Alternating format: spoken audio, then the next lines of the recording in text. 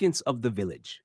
एक समय की बात है, भारत के एक छोटे से गांव सरसोंपुर में, जहां चारों ओर हरियाली थी। खेतों में सरसों के फूल जैसे सूरज को चुनौती दे रहे हों।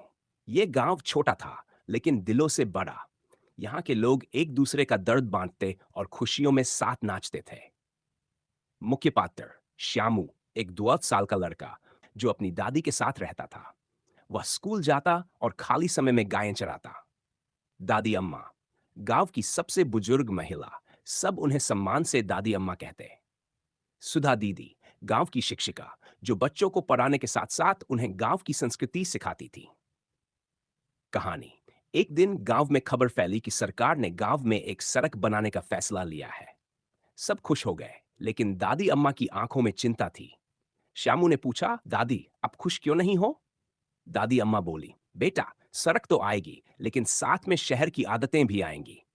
लोग खेतों से दूर होंगे, पेड़ काटे जाएंगे और हमारी मिट्टी की खुशबू खो जाएगी।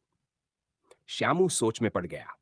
अगले दिन सुधा दीदी ने बच्चों को एक योजना सिखाई, अपना गांव अपनी शान। बच्चे गांव के कोनों में बागवानी करने लगे, बूढ़ों से किस्से सुनकर उन्हें चित्रों में बदलने लगे, और हर रविवार गांव में संस्कृति दिवस मनाया जाने लगा। धीरे धीरे गांव का नाम दूर दूर तक फैलने लगा।